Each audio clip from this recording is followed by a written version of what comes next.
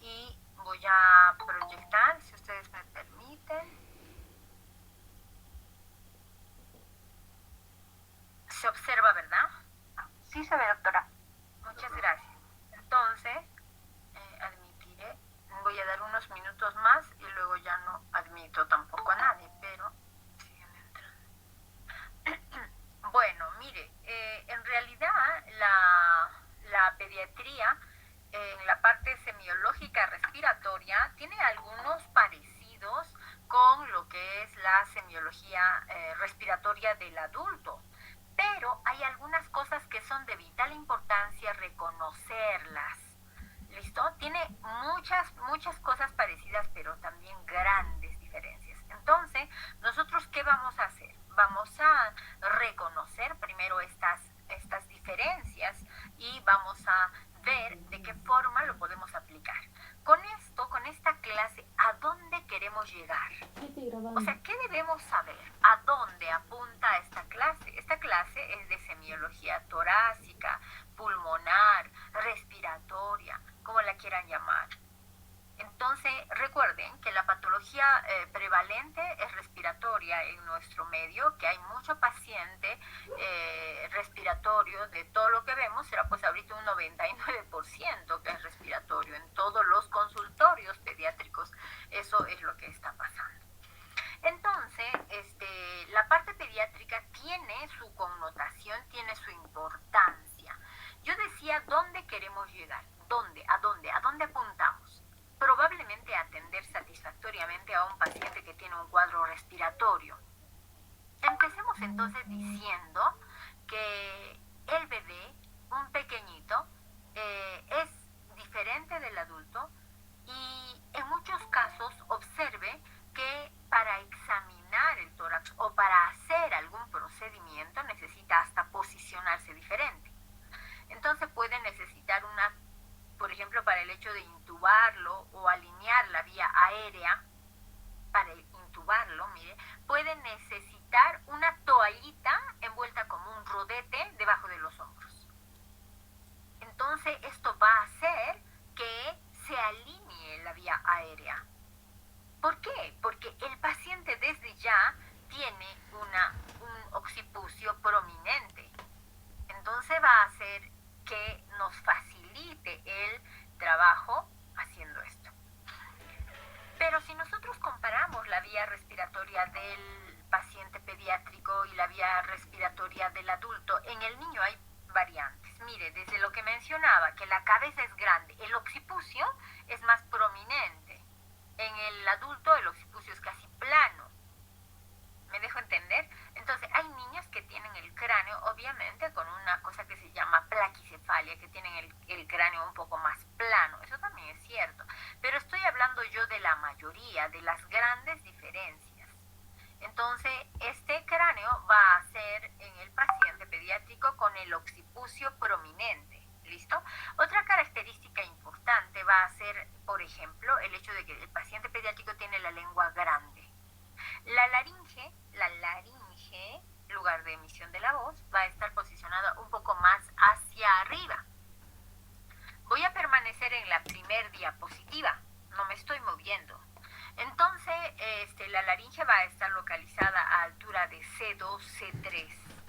Y la epiglotis va a tener la forma de probablemente de una omega, ¿no? Y va a ser una epiglotis bastante delicada, bastante flexible. Las cuerdas bucales en el paciente pediátrico van a ser chiquitas y cóncavas. En el adulto son más horizontales. Entonces, en la vía respiratoria, recuerden ustedes que había una zona que era bastante estrecha, que era el anillo cricoideo. En el niño también va a haber esta zona, que es el anillo cricoideo, y esta va a ser una zona bastante delicada, dado que la vía respiratoria de la guagua tiene diámetros pequeñitos. Entonces, si se obstruye, si se dematiza, vamos a tener problemas porque va a disminuir el diámetro. Los cartílagos son delgaditos, son suaves. A la menor presión, estos pueden colapsar. Y esto es peligroso porque incluso nosotros en el proceso de reanimación podemos apretar un poco el cuello de la guagua y no vamos a dejar que pase pase adecuadamente el aire. Por otro lado, toda la vía respiratoria de la guagua es una vía respiratoria más chiquitita, más pequeña, sus diámetros en todos sentidos son pequeños. Entonces, estas cosas hacen diferente a la vía respiratoria de la guagua.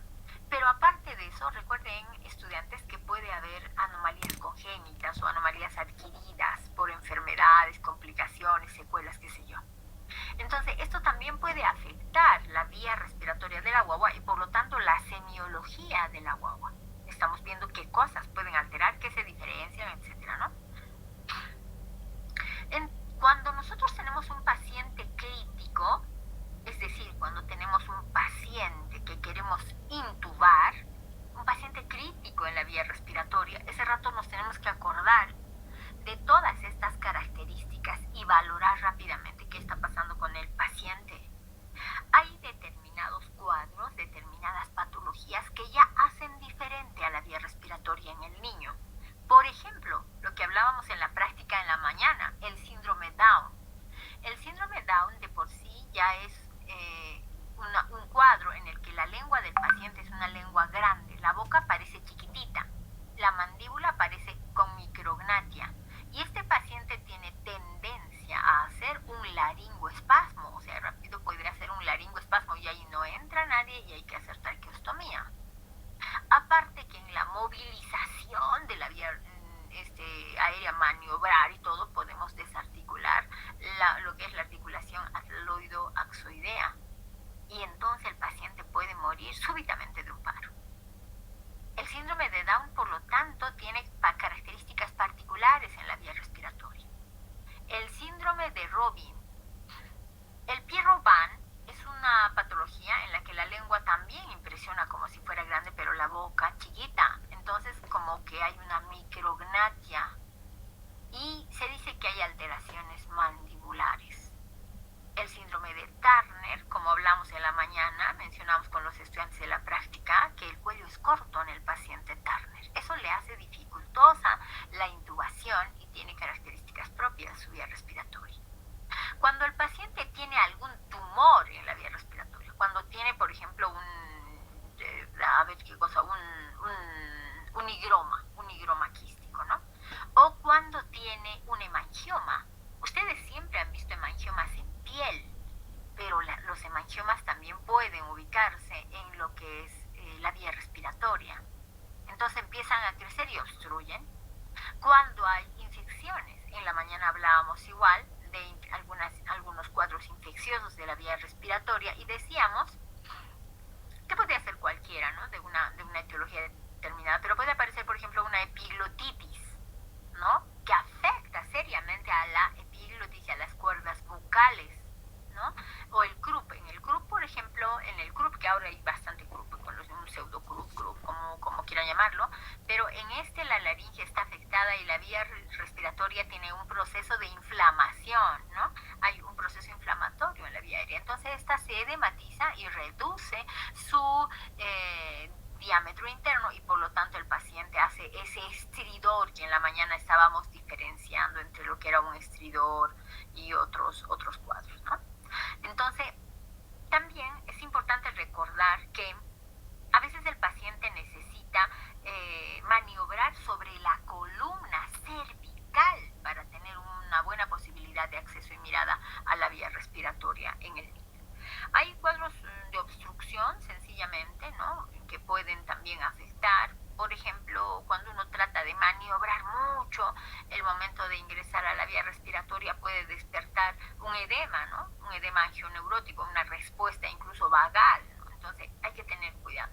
Y cuando tenemos un trauma facial. Entonces nosotros, cuando estamos en la emergencia o cuando estamos en algún lado, estamos reconociendo que estos pacientes van a ser de difícil manejo y por lo tanto van a ser pacientes que van a necesitar que nosotros reaccionemos tal vez un poco rápido. El trauma facial, por ejemplo, es algo que afecta a los niños. ¿Por qué? Porque ellos se introducen objetos o porque, qué sé yo, se atragantan con algo, se lesionan al jugar, etcétera. Entonces puede haber alguna dificultad para incluso movilizar la boca, abrir la boca, qué sé yo, ¿no? Entonces todo eso hace que el paciente sea particular en la vía respiratoria. Ahora, hay momentos vía respiratoria necesita un manejo diferente. Por ejemplo, cuando el paciente se corre riesgo de aspirarse. Entonces, la semiología no es solo mirar, bueno, aquí está el tórax, la cara anterior. No, la semiología ha cambiado mucho. ¿Por qué? Porque tiene una mirada desde la fisiología, desde la clínica, desde la respuesta del paciente, desde la fisiopatología. Entonces, ya no es una semiología pasiva como antes veíamos, ¿no? Ya no es así. Ahora es enfocada desde cada patología. Entonces, hay pacientes que van a tener más riesgo de aspirarse, por ejemplo, ¿no? Entonces, ¿qué cosa es eso de aspirarse? Que el contenido gástrico sencillamente se va a ir hacia la vía respiratoria y por lo tanto vamos a tener dificultades porque le va a producir desde una neumonía química. Entonces, en los pacientes, cuando vemos la vía respiratoria, cuando vamos a examinar la vía respiratoria, tenemos que pensar hasta en el estómago. Si un pacientito chiquitito ha comido recién, ese estómago se va a vaciar en 6 horas en los niños, ¿no? Y en los lactantitos tal vez será en 4 horas, ¿no? Desde que ha tomado su última comidita. En los pacientes más pequeñitos, ¿cómo controla eso uno? Si a cada rato lacta. Entonces, es un punto que tenemos que detectar. Luego, también tenemos que observar si el paciente ha podido tener una aspiración, pero producto de un traumatismo, ¿no? Digamos, a ver, ¿qué traumatismo? El TEC, ahí está, el TEC. Cuando un paciente se tequea, aumenta la presión intracraneal, ¿no? Entonces, eso puede hacer que el paciente empiece a vomitar, y al vomitar puede aspirarse. O cuando traga sangre, a veces la mujer pare, le hacen la episiotomía y el bebito sale, pero deglute sangre en el proceso. Y la sangre que produce en la vía digestiva produce irritación, entonces hace una gastritis el bebé. En algunos casos nosotros solemos hacer un lavado gástrico en el paciente, ¿no? Un lavado gástrico. Un minuto, voy a admitir, creo que alguien quiere entrar. No. ¿Cuántos personas tenemos? 30 y no sé cuántos. Bueno, entonces, aclarando estos puntos, podríamos decir nosotros que tenemos que tener cuidado hasta de estos factores, ¿no? Entonces, cuidando la vía respiratoria, pero mirando estos factores. Ahora, hay algunos medicamentos que implícitamente pueden afectar la vía respiratoria, por ejemplo, cuando el vaciamiento gástrico, que demoran el vaciamiento, ¿no? Medicamentos o algún cuadro, no sé, cuando hay infecciones, por ejemplo. Cuando hay infecciones, el vaciamiento gástrico es más lento. Cuando hay diabetes en el niño, el vaciamiento gástrico es más lento. Cuando toma medicamentos, el vaciamiento gástrico es más lento, ¿no? Entonces, en algún caso, cuando hay una obstrucción intestinal, está obstruida la tripa, pues ¿dónde va a ir ese contenido gástrico? Entonces hay más riesgo de que se vaya ese contenido hacia la vía respiratoria. Entonces, el reflujo, las alteraciones en el movimiento de la tripa, todos estos van a condicionar algunas alteraciones también en la vía respiratoria. Eso es importante que pensemos de entradita. Pues bien, vamos a ir explorando cada uno de los puntos que estoy mencionando, pero yo quería hacer esta introducción para que sepamos un poco a dónde vamos a ir con la semiología. Esa era mi intención de conversarles antes estos puntos. Entonces, cuando nosotros vemos que hay variantes anatómicas y fisiológicas en la vía aérea, entonces vamos a tener que ver que la tráquea, como había mencionado, es flexible, el cuello en la huevita es corto, es diferente, su cuello es más, puede ser más fácilmente compresible, si se quiere. La lengua hemos mencionado que es un poquito grande y si manipulamos mucho también puede hacer una respuesta vagal. Y entonces tenemos que tener cuidado, ¿no? Ahora, un aspecto importante en la respiración, ustedes comprenderán, en el adulto y en el niño es el diafragma. Para la ventilación es el diafragma, pero el diafragma no actúa solo en el niño. En el niño está muy acompañadito de los músculos secundarios de la respiración. ¿Listo? Entonces, la parte que vamos a cuidar cuando aprendemos semiología respiratoria es precisamente que aseguremos una hematosis adecuada. Es precisamente que el paciente pueda tener un soporte oxigenatorio adecuado. Entonces, reconocemos nuevamente que no debemos presionar el cuello del niño. ¿Cuándo presionaríamos el cuello del niño? Por ejemplo, cuando le ponemos un ambú, una máscara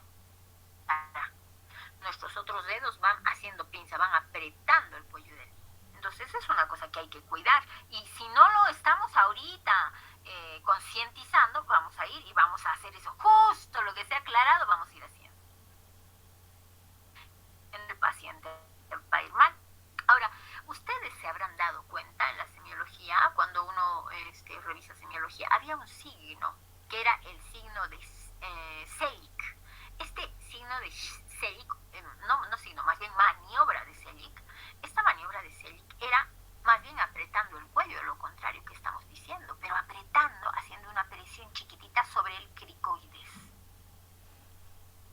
Entonces, ¿cómo era?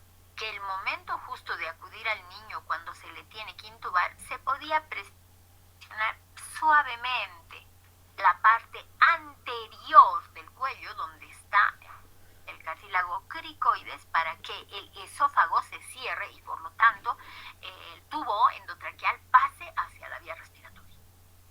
No se olviden de esta maniobra de Selig. Esta maniobra de Selig, por lo tanto, cuando estamos con el paciente en la parte respiratoria, tiene que presionarse muy suave, no mucho, si no vamos a ocluir la misma vía respiratoria.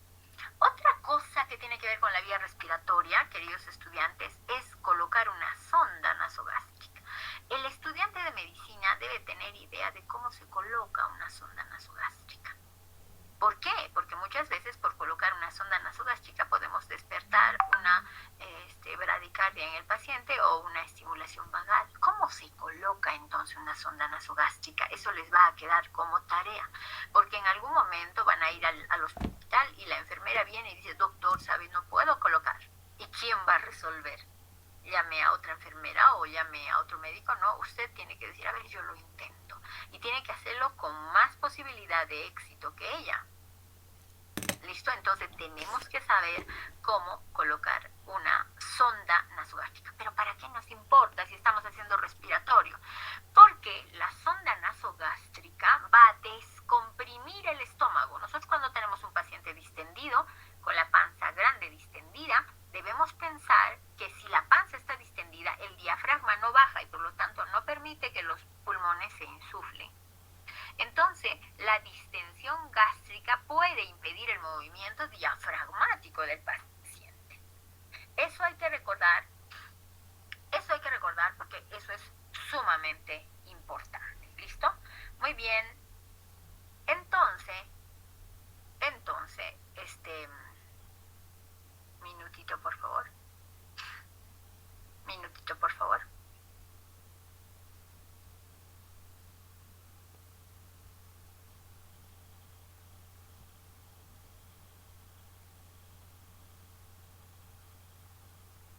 Muy bien, entonces, estas consideraciones realmente son muy importantes porque nos permiten ver. Entonces, ¿cómo semiología?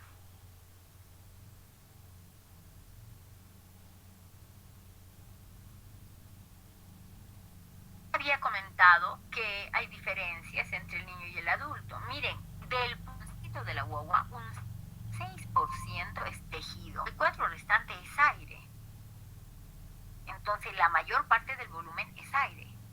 ¿Listo? Cada parte en la vía respiratoria, como sabemos, tiene funciones. La semiología no es solamente la tráquea, el pulmón, es también la vía respiratoria superior y con eso las fosas nasales. Respiratorio nasal obligado. No puede respirar si no es por la nariz. A partir de los 3 meses esto empieza a cambiar. Entonces la función principal va a ser el intercambio gaseoso. Y el pulmón ya es un lugar de intercambio gaseoso, pero donde la depuración de sustancias ha llegado y el aire llega, pero ya es calentado, humidificado, libre de los elementos más grandes.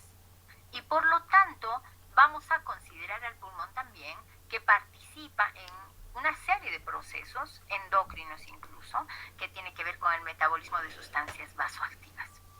Toda la vía respiratoria en el niño son conductos de aire, ¿no?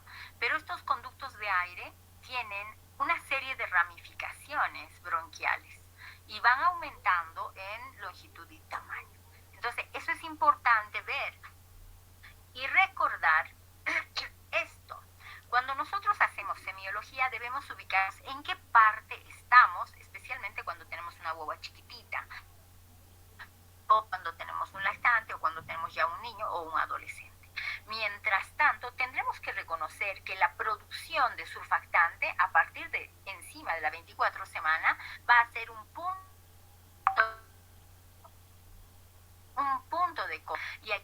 vamos a observar cómo va su patrón respiratorio.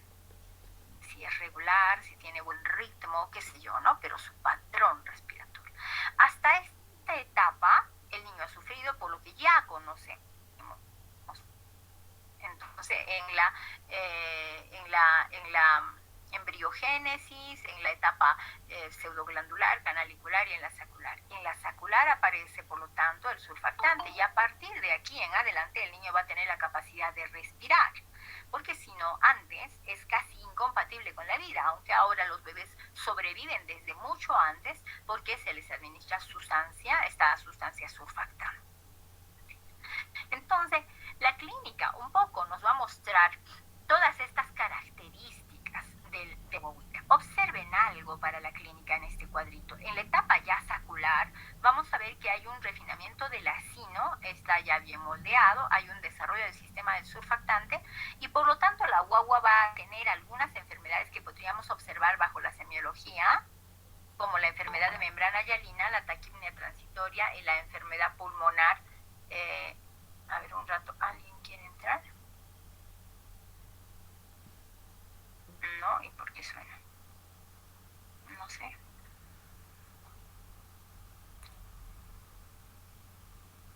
Muy bien, entonces el crecimiento pulmonar también va a tener todas estas características que nosotros conocemos y vamos a reconocer que la superficie pulmonar, la superficie metros cuadrados, va a aumentar grandemente hasta sufrir un incremento marcado cuando el paciente ya es adulto.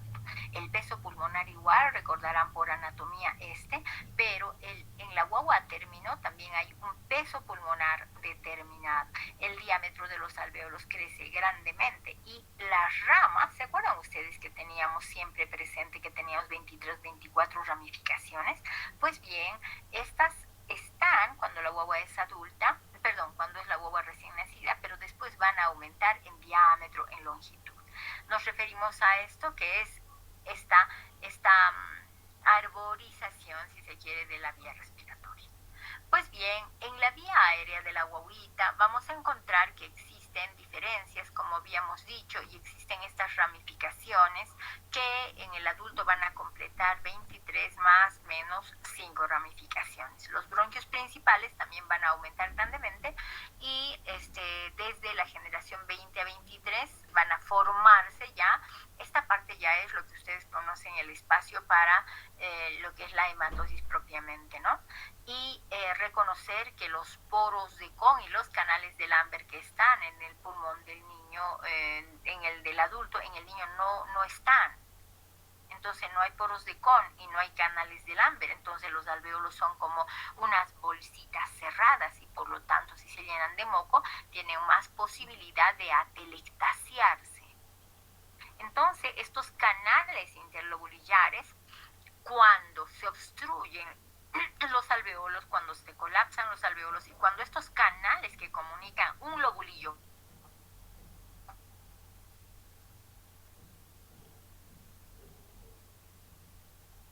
cae un síndrome de distrés respiratorio en el paciente. ¿Listo? Entonces, fíjense que estas cosas nos van a dar clínica y eso, nosotros al mirar al paciente que tiene un cuadro, nosotros deberíamos inferir qué es lo que está pasando en el cuadro del paciente.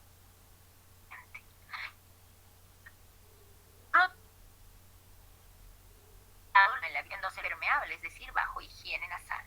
Ahora, la inmadurez neurológica de coordinación entre respiración, entre fonación, entre deglución, etcétera, es un elemento que pertenece al niño a término. Entonces, la guagua tiene que estar sanita neurológicamente para que pueda sentarse, incluso deglutir, emitir sonidos, respirar, etcétera, y hablar. Entonces, solamente la madurez neurológica le permite una coordinación adecuada. Decíamos que tiene lengua grande, el niño de por sí tiene lengua grande, pero hay patologías en donde la lengua parece mucho más grande, o lo es propiamente dicho. El Pierre-Robin, como mencionábamos, es una de ellas, ¿no? Las proximidades, en la proximidad de estructuras laringeas. Mire, ¿esto qué cosa quiere decir? Que cerquita nomás la lengua está la laringe. Y esto es una cosa muy importante, puesto que nosotros apenas entramos con el laringoscopio, vamos a ver que ahí nomás está la laringe, no necesitamos entrar mucho. Y tenemos dificultad para intubación cuando nos metemos demasiado porque nos estamos yendo hacia el esófago. Cuando nosotros tenemos una bobita o un recién nacido a término o pretérmino, vamos a notar que en estos soportan peor la obstrucción nasal. Pero ¿qué pasa? Por ejemplo, en el niño pequeñito, en el recién nacido, se produce una rinitis vasomotora. Esta rinitis vasomotora es como reacción al hecho de que el guagua está adaptándose. Recuerden que la vía respiratoria en el útero está cubierto, está lleno, mejor diré, de líquido amniótico. Una vez que sale, este es eliminado y entonces la mucosa de la vía respiratoria entra en contacto con el aire ambiental, que puede ser muy frío, que puede ser muy helado, que puede ser seco, qué sé yo, ¿no? Entonces reacciona este epitelio y hace una rinitis vasomotora. Eso implica edema y eso obstruye. Entonces el niño los primeros días, el primer día generalmente tiene esta rinitis y está con tupidez nasal y por lo tanto no puede lactar adecuadamente. La respiración bucal efectiva, o sea que el niño ya pueda respirar por la boquita, va a ser después de los 3 meses con más seguridad, ¿no? Hasta los 6 meses. Encima de los 6 meses ya la guaguita puede respirar un poco compensatoriamente por la boca. El cuello es más corto. En algunos cuadros hemos mencionado, en algunos pacientes hemos mencionado, pero hay más. El Turner, el Down también tiene cuello corto. Y hay una serie de pacientes, ¿no? Y una prominencia occipital mayor. Mire, los pacientes prematuros, los más chiquititos, van a tener una cabeza muy grande, entonces su occipital es más grande y por lo tanto esta alineación que se da entre la boca y la epiglotis y la vía respiratoria propiamente, la tráquea y la laringe, va a ser una alineación más difícil. Si nosotros seguimos explorando, esta lengua grande va a condicionar que la posibilidad de que el niño bote su lengua hacia atrás, es decir, si está en decúbito dorsal, la lengua puede irse hacia atrás y obstruir la vía respiratoria. Entonces hay que tener mucho cuidado con estos pacientes. Generalmente en ellos se usa a veces un tubo de Mayo, ¿no? Las fosas nasales, a pesar de que pueden estar libres, son pequeñitas. Ustedes comprenderán que esto se altera grandemente cuando hay un paciente que tiene labio leporino y paladar hendido. Cuando el paciente tiene paladar hendido, las fosas nasales pierden este flujo laminar que tienen y por lo tanto van a ir hacia un flujo turbulento. En los pacientes que tienen paladar hendido hay una alteración de la musculatura que era perteneciente al ramillete de Riolano. Entonces el ramillete de Riolano en estos pacientes se altera y por lo tanto el oído, todo el componente que comunica a través de la trompa de Eustaquio está alterado, entonces las fosas están alteradas. Imagínense la dificultad respiratoria para este paciente. La apertura glótica es más alta, la glotis en el niño está más adelante, más arriba. Y mire, en el pretérmino a nivel de altura C3, en el atérmino C3, C4 y en el viejo está más abajito, en C4, C5. La epiglotis es más chiquitita, más estrecha, más laxa, etc. A los 3 años recién va igualando un poco la característica del adulto. Por otro lado, la vía respiratoria superior es distensible, extensible, pero también es compresible. Es decir, cualquier tumor que esté en el cuello del niño podría comprimir la vía respiratoria superior, es decir, a nivel de la tráquea, laringe, y podría obstruir seriamente su diámetro. El tamaño y la estructura pulmonar, por supuesto, va a ser importante reconocer que al principio todo es cartilaginoso, muscular, y que luego, poco a poco, empieza a adquirir una característica de mayor rigidez. ¿Listo? Los alveolos y los sacos alveolares van a empezar a proliferar. Algunos dicen que alrededor de los 5 años recién se alcanza una proliferación ideal, y después de esto es que recién empieza el paciente a asemejarse al adulto, ¿no? A parecerse al adulto. Entonces su diámetro aumenta grandemente, el flujo aéreo va a ser muy sensible a lento. El paciente va a tener dificultad en su oxigenación. ¿Listo? Muy bien. Entonces, el epitelio también hay que reconocer acá que cuando nosotros tenemos mucho moco en los niños son productores industriales de moco, ¿eh? Cualquier cosa ya tiene moco, cualquier cosa ya tiene moco y tienen tos, ¿no? ¿Pero por qué? Porque su epitelio tiene una mayor población en glándulas de moco, entonces al toque ellos producen moco para defenderse. El músculo liso ya existente en el recién nacido a término, pero a los 8 meses aumenta grandemente. Mire, ¿se acuerda usted que teníamos músculo liso en las estructuras aéreas, ¿no? Bronquiales, qué sé yo, ¿no? Pues aumenta grandemente recién a partir de los 8 meses. Y finalmente la contractibilidad es semejante en el lactante y en el adulto. Por otro lado, mire, aquí tenemos una imagen en donde se ven las cuerdas vocales, la parte de aritenoides, el cartílago epiglótico. Entonces, en el niño va a tener una forma de U, pero esta parte es la verdad bastante colapsable, ¿no? Entonces, cualquier tumorcito o es que los anillos que están acá abajo de la tráquea ya propiamente pueden tener malformaciones. Entonces el paciente puede tener una traqueomalacia y eso, el cartílago va colapsando. Perdonen, estudiantes, los únicos que están acá son mis perros y son demasiado interesados en participar, qué vergüenza. Pero entonces decíamos que esto puede rápidamente colapsar cuando el anillo tiene una malformación. En la traqueomalacia, por ejemplo, el cartílago traqueal colapsa y en algún caso el paciente necesita estar en ventilación mecánica y luego va creciendo el cartílago y el niño va dejando el ventilador. Entonces la tráquea también puede colapsar con excesiva presión negativa. ¿Y quién ejerce presión negativa? El pulmón. El pulmón hace una presión negativa bárbara para que el aire ingrese a Entonces, cuando es súbito esto, la tráquea puede tener tendencia a colapsar. Los bronquios principales pueden colapsar también ante tumoraciones, pero mire qué importante este dato, por eso lo puse, a mí misma me sorprende, me interesa, me preocupa. ¿Por qué? Porque cuando nosotros tenemos neumotórax en el tórax del paciente pediátrico, vamos a notar que algún bronquio puede colapsarse. Esto se llama neumotórax, atención, y es sumamente peligroso y es que hay que solucionarlo de inmediato porque puede matar al paciente, ¿no?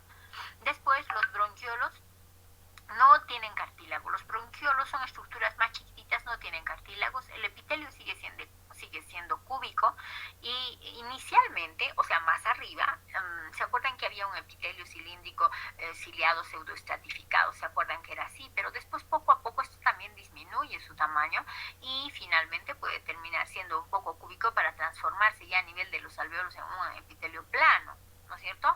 Entonces, esto va a depender del lugar, de la localización de la vía respiratoria. Por lo tanto, el desarrollo alveolar tiene una multiplicación muy, ¿cómo se dice? Muy prolífica y por lo tanto alrededor de los 2 años va a haber ya un desarrollo alveolar que nos permite mirar diferente la semiología. Luego, los niños tienen más alveolos a diferencia de las niñas. Esto me parece un dato sumamente extraño, ¿no? En varias cosas, los pacientes varones, los niños varones tienen mayores ratios más altos que las niñas. Sí puede haber un componente hormonal en medio, pero se ha visto también que la función en el caso de las niñas puede ser mejor a lo de los niños. Eso es algo que se observa en el estudio de la pediatría, ¿no? O sea, los chiquitos tienen más números, sí lo tienen, pero las chiquitas tienen mejor función. Los canales de Lambert se conectan un bronquio con, sí, esto era importante, los canales de Lambert, estructuras pequeñitas que conectan el bronquio terminal con el alveolo adyacente. Estas comunicaciones, comprenderán ustedes, es que una vez que el paciente tiene ya más celulares, van a permitir más bien la expansión de los procesos patológicos. Pero antes, en los bebés más pequeños, favorecen, como no existen, favorecen la atelectasia en el paciente. Las paredes alveolares tienen siempre cerquita a un capilar, porque si no, no se daría el proceso de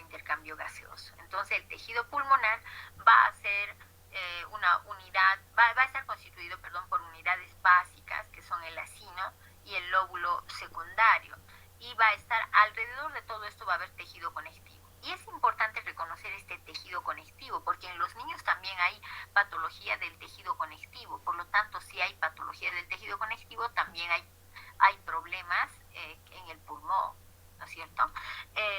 Los vasos pulmonares, como nosotros sabemos desde semiología, medicina interna, sabemos que el pulmón funciona a presiones bastante bajitas. Y además podemos decir que la circulación pulmonar transporta toda la sangre del cuerpo, va hacia la circulación pulmonar, es decir, toda la circulación sistémica tiene el volumen que está ahí, tiene que pasar por la circulación pulmonar para oxigenarse. ¿Qué pasa? Estas presiones son bajas en los vasos pulmonares, pero de pronto en los niños puede haber también un grado de hipertensión pulmonar. Si no, veamos los casos del recién nacido, donde hay hipertensión pulmonar persistente del recién nacido. Las arterias acinares aumentan rápidamente hasta los 2 meses, es decir, hay una gran vascularización para empezar a darle oxígeno, dado que la tasa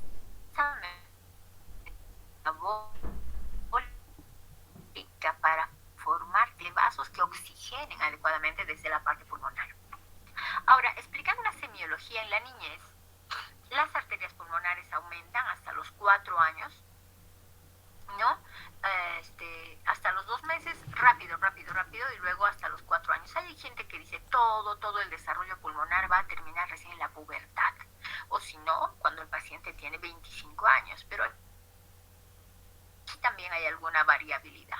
Los capilares pulmonares son chiquititos y para entrar en contacto, eso permite que el hematía entre en contacto con el capilar y pueda darse el intercambio gaseoso, ¿no? En algún caso, ¿se acuerdan ustedes que en los pacientes grandes había estos shunts, estas comunicaciones en donde la sangre que no es oxigenada se pasaba así directamente a la circulación sistémica? En los niños hay shunts, pero en los niños puede haber también mayor cantidad de shunts cuando hay malformaciones vasculares pulmonares. El intersticio pulmonar es un lugar donde hay flujos bidireccionales. El líquido con proteínas, con electrolitos, qué sé yo, va a estar sometido a las presiones hidrostáticas y oncóticas, igual que cualquier tejido. Y entonces la parte del tejido conectivo igual va a tener fibroblastos, igualito va a tener un sistema inmune funcionando. Dense cuenta acá que los fibroblastos van a estar en este tejido conectivo y van a ser los que participen de manera directa en algunas patologías, como por ejemplo ¿cómo se llama esto? La displasia broncopulmonar del niño. Entonces ahí ellos van a empezar a producir cuanto sea de tejido colágeno, ¿no? Y el agua pulmonar es una cantidad mínima. En algunos casos puede haber acumulación de esta agua pulmonar, me refiero propiamente al parénquima y luego me voy a referir a lo que es el espacio intrapleural. Pero cuando nosotros tenemos agua de más en el pulmón, siempre debemos pensar que vamos a tener una disminución de la compliance pulmonar, ¿no? Y una disminución en la difusión gaseosa. Por otro lado, ustedes recordarán, queridos estudiantes, que en el pulmón del adulto existen 3 zonas. Estas son denominadas las zonas de West, pero hay una zona superior que tiene más aireación que perfusión, una zona intermedia que tiene igual ventilación y perfusión, y una zona 3 que tiene más perfusión, claro, o sea, tiene más sangre que aire, así de simple. Entonces, esto también funciona en el paciente pediátrico, una zona más ventilada, una zona más perfundida. Pero esto, ¿qué nos importa? ¿Para qué lo mencionamos? Lo mencionamos porque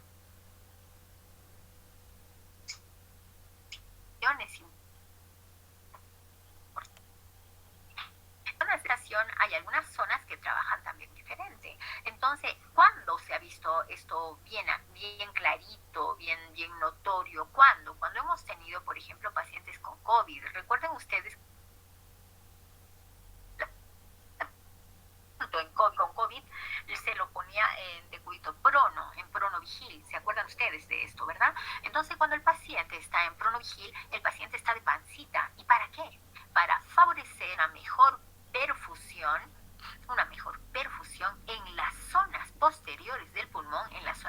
ancha del pulmón y también un mejor movimiento diafragmático. Entonces, en el niño hay varias veces en donde se pone al paciente en decúbito ventral para mejorar la parte ventilatoria. Por ejemplo, los recién nacidos, ustedes van a nacer una guaguita y va a tener un poco de quejido, qué sé yo, entonces ustedes van a notar que lo van a poner de pancita, pero no pueden ponerlo de pancita para que se solucione el cuadro solito. Si es que eso no funciona 15 minutos, eso ya nos está diciendo que necesita otro sistema, para otro tratamiento para corregir. Luego diremos que la epiglotis en el paciente respiratorio es chiquita, tiene forma de omega, las cuerdas bucales están inclinadas. Por favor, esto les pido imaginación ahorita, las cuerdas bucales están inclinadas hacia arriba y hacia atrás, hacia arriba y hacia atrás. Las cuerdas bucales están inclinadas hacia arriba y hacia atrás. Entonces, dense cuenta, ¿para qué me interesa esto? Esto es semiología. Si yo tengo esa idea que están hacia arriba y hacia atrás, voy a poder manejar la vía aérea, por ejemplo, un proceso de intubación, ¿no? Que es lo más crítico. Ahora, cuando hablamos de la vía respiratoria y la semiología, también digo del tórax y la semiología, podemos darnos cuenta que las costillas en la guaguita van a ser costillas horizontales. O sea, no es como en los adultos que tienen las costillas caídas hacia abajo. No, de las guaguitas están horizontales. Entonces, al estar horizontales, la guaguita cuando tiene dificultad ya no tiene dónde más subir. En cambio, el adulto tiene todavía de lo que estaba caído, empieza a subir y tiene opción de compensar con este movimiento horizontal o horizontalizar sus costillas y compensa un poco más. En el niño no. Los músculos en el niño también son diferentes, pues trabajan distinto y se pueden agotar también. Los músculos tienen características diferentes a los del adulto en la parte del diafragma. Algunos son más resistentes a la fatiga. Cuando uno piensa en esto de resistencia a la fatiga, cuando, por ejemplo, el paciente está con taquipnea, de un momento a otro, parada respiratoria.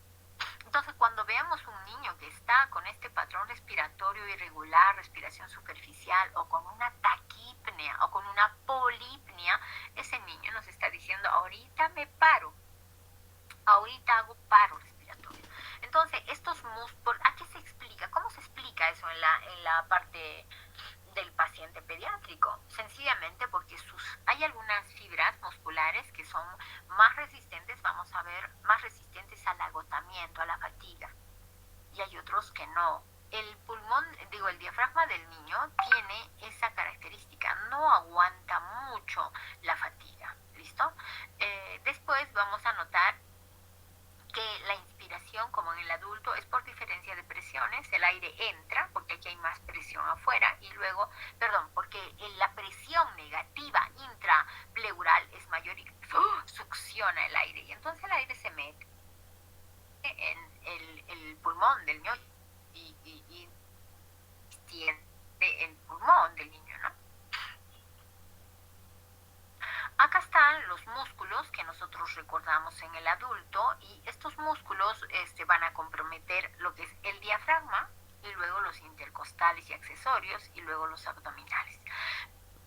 Mire usted, el paciente pediátrico tiene un diafragma que es débil, que está posicionado diferente. Los músculos intercostales hacen su función, pero les he dicho que están casi horizontales, es decir, no están oblicuos, las costillas no están caídas. Y los músculos abdominales son débiles en el paciente pediátrico.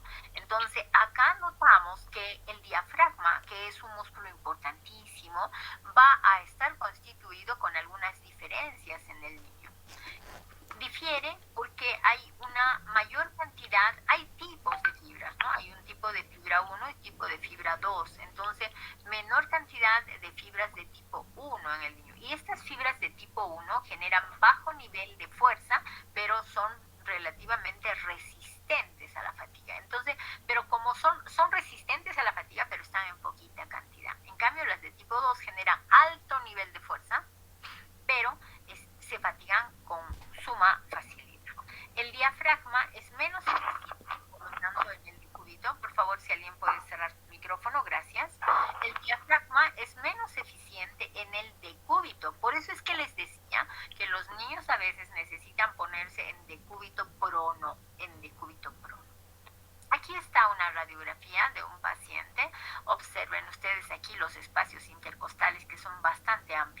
Generalmente este ángulo subsifoideo en el paciente pediátrico, si es que está sometido, por ejemplo, a desnutrición, es un ángulo bastante cerradito, ¿no? Pero cuando hay tumoraciones o algo, el paciente también amplía su caja torácica, ¿no? Y va a tener también dificultad para respirar.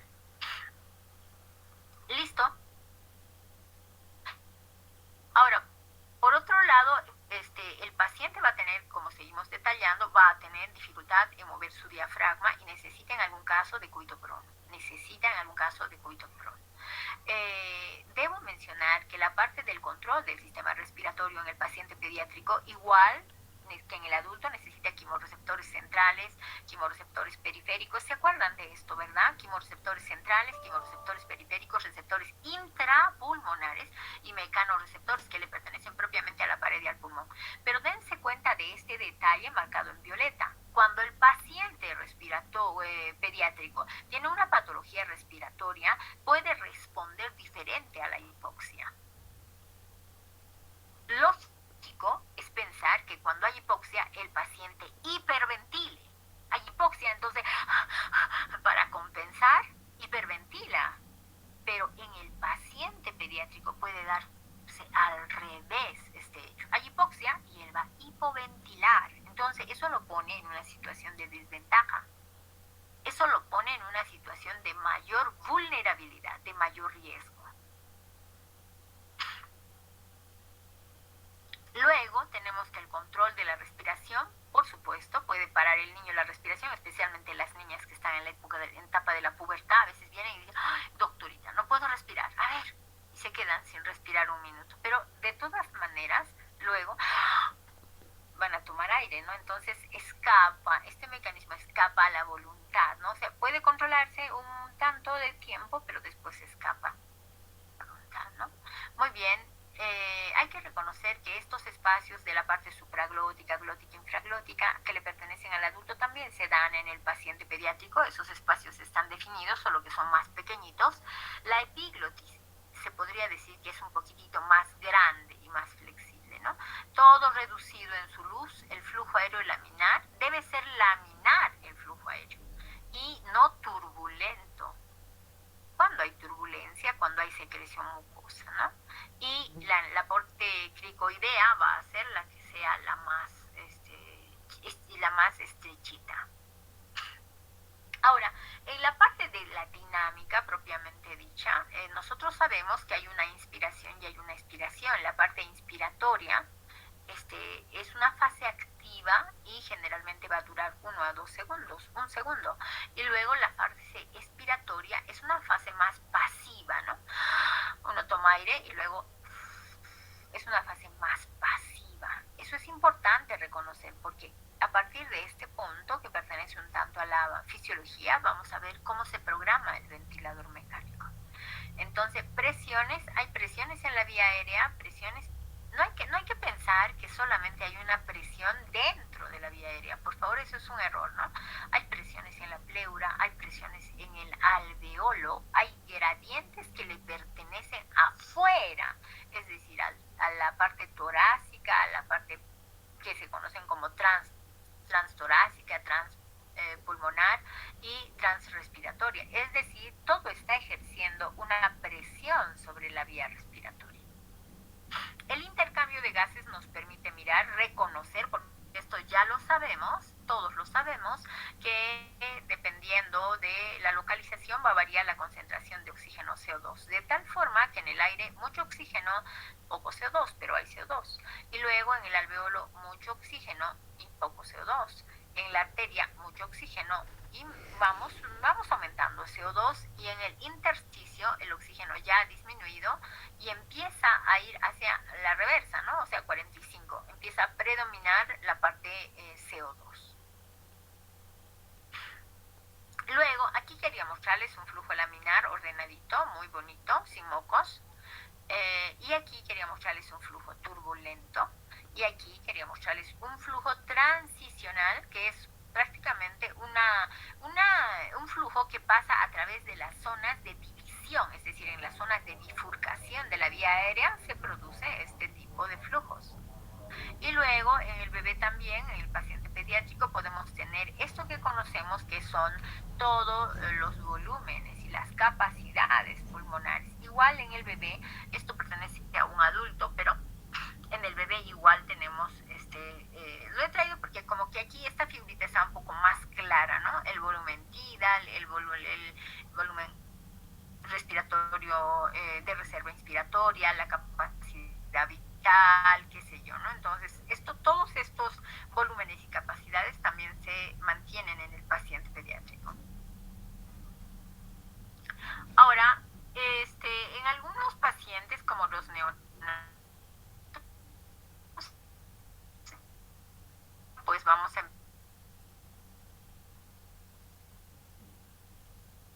a algunas variantes de la caja torácica. Esta es más elipsoide.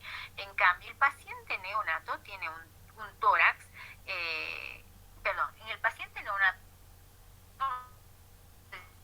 al revés, el tórax es más cilíndrico, desplaza un poco las vísceras hacia el abdomen y el niño siempre va a tener una pancita prominente.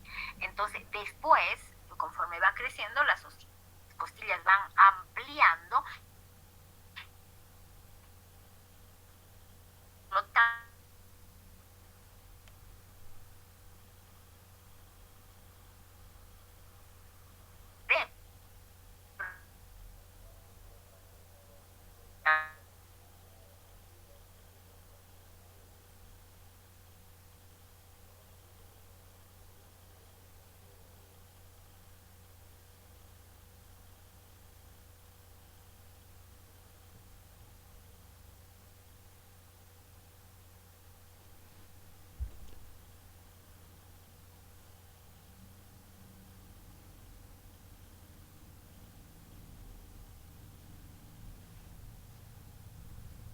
Hola. Hola. Sí, doctora, se te escucha.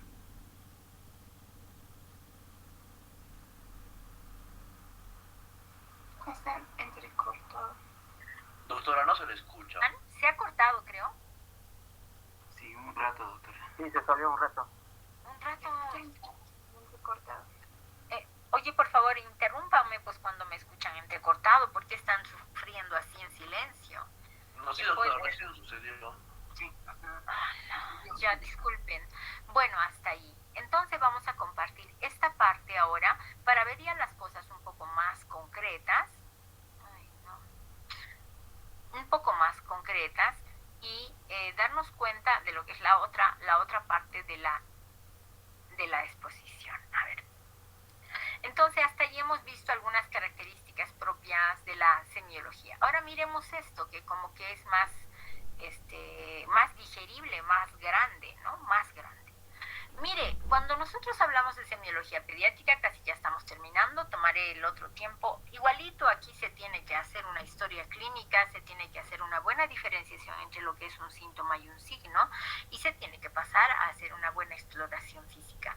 Pero dense cuenta de lo siguiente, siempre el síntoma está más vinculado con lo subjetivo que el paciente dice, y el signo es siempre más objetivo porque el médico lo ve. Entonces, hasta ese momento se combinan estos dos aspectos de una forma importante. Mire, la historia clínica debe tener algunos datos que nos hacen recordar otra vez este motivo principal de la consulta en la parte pediátrica.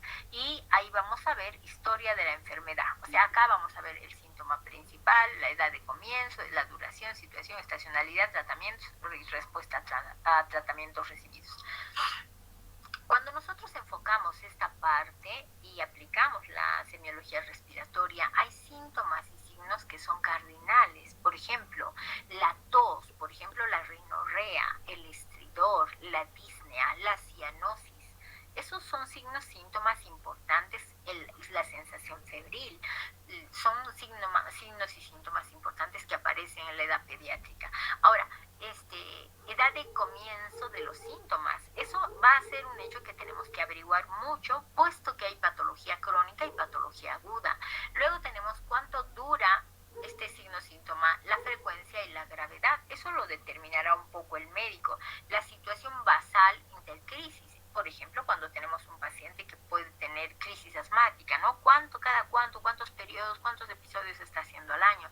La estacionalidad, si es que aparece más en la parte, en el momento de la estacionalidad, es decir, en invierno, cuando hace mucho frío, etcétera. Los tratamientos que ha recibido hasta ahora y la respuesta, ¿qué respuesta ha tenido a esos tratamientos según la madre, según el cuidador? Creo que ahí vamos terminando. ¿Tienen clase a las 3 de la tarde? Sí, doctora. Sí, doctora. Ya, los dejo ahí, los abandono ahí, porque después de eso volveré con hacer otro tramo más y con eso completaremos esta sesión. Buenas tardes, ahí esperaré sus preguntas si es que hubiera alguna. Buenas tardes.